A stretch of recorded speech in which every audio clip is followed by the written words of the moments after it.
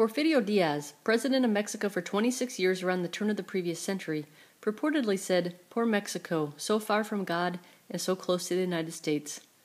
While having close ties to the U.S. has certainly been beneficial to the Mexican economy, it is true that when the U.S. economy experiences negative shocks, Mexico does too, and often to a greater degree.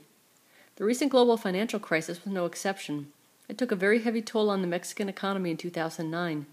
In this video, we will study the main ways in which Mexico was affected by the crisis and some steps the government initiated that prevented the downturn from being even worse than it was.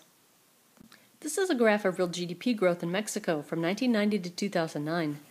GDP fell by 6.6% in 2009, making it the worst downturn that the country has experienced in the last 20 years, barely surpassing the economic contraction after the 1994 peso crisis.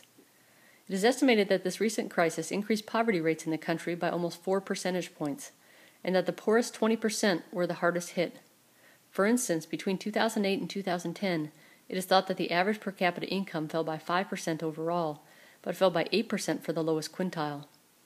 The economy has showed a lot of resiliency, though. GDP growth increased by 5.5% in 2010 and 3.9% in 2011, numbers that should help bring poverty rates down again. Not only did Mexican GDP growth contract sharply in 2009, it was also the hardest hit economy in the region. As I mentioned in the previous slide, GDP fell by 6.6%, which was much higher than the 2.5% contraction in the U.S. economy and the 2.4% drop in Canada's GDP. El Salvador and Paraguay suffered the largest drops in GDP in 2009 in Central America and South America, respectively, but El Salvador's GDP only fell by 3.6% and Paraguay's by 3.8%. Being closely tied to the U.S. economy in terms of remittances, employment, investment, and trade took a heavy toll on Mexico in the immediate aftermath of the crisis. Not surprisingly, Mexican exports also suffered because the country's main source of demand, the U.S., was in a recession. Mexico exported 26% of its GDP in 2009, and 80% of this went to the U.S. Total exports during the year fell by 21.5%, while imports dropped by almost 25%. Exports to the U.S. alone decreased 17.6%. In the 5 years before the crisis, exports had increased by almost 78%. Exports have since recovered from the initial drop. World Bank reports total exports of goods and services increased by more than 20% in 2010. Unemployment also rose in the wake of the crisis. It increased from 3.5% in 2008 to 5.2% in 2009, the highest rate it's been since 1996. Large urban areas were most severely affected, with an unemployment rate of 7.6%. The young were also particularly hard hit in the crisis. The blue line in the figure charts youth employment from 1991 to 2010. You can see that it reaches 10% in 2009. Economic crises can sometimes motivate students to stay in school instead of entering the workforce right away. However, if the young are pessimistic about the future, they may feel like schooling will bring little returns in the labor market. Industrial production grew by about 6% in 2006, but fell by minus 0.6% in 2008 and by another 10% in 2009. The combination of the economic crisis and the sharp increase in violence associated with the drug war hurt manufacturing, especially in the export-oriented maquiladora sector that predominates by the U.S. border. Manufacturing bounced back, though, with an increase of 9.9% in 2010 and 5.2% in 2011. This figure graphs the growth of foreign direct investment to Mexico from 1991 to 2011.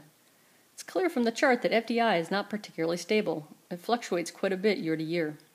For instance, FDI decreased in both 92 and 93, but then rose by 139% in 94, right before the peso crisis. But it's also clear that FDI flows fell precipitously in 2008 and 2009. And although there are numerous factors that influence investment, the financial crisis must have been an important one. Total FDI fell by 19% in 2008 and by another 25% in 2009.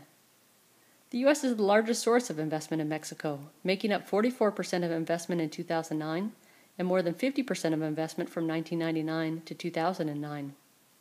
FDI inflows rebounded a bit in 2010, but fell by 12% again in 2011. It's estimated that 239,000 Hispanic immigrants lost their jobs in the United States in 2008, and 30% of those immigrants were from Mexico. Much of the immigrant community works in construction and services, sectors that were very hard hit in the downturn. The loss of jobs meant a loss of remittances as well, which fell by more than 15% in 2009. The total value of remittances to Mexico is the highest in the Latin American region. In fact, India and China are the only two countries in the world that receive more worker remittances than Mexico. Mexico relies heavily on these revenues as the source of foreign currency. It's the second highest source of currency, with oil exports being the primary source and tourism the third major source. As you probably noticed in our discussion here, the Mexican economy has rebounded from the initial shock quite well. Some have attributed this positive development to the rapid and effective action the Mexican government took in the wake of the crisis. For instance, Ángeles Villarreal notes that the government offered, quote, targeted assistance to financial institutions, interventions to cut interest rates and maintain the country's liquidity, and actions to increase confidence by securing lines of credit. More specifically, the Mexican government arranged a $30 billion swap line from the U.S. and an IMF flexible credit line of $47 billion. Fortunately, Mexico didn't have to resort to using either of the credit lines, but the mere fact that they were able to secure them seemed to calm jittery investors.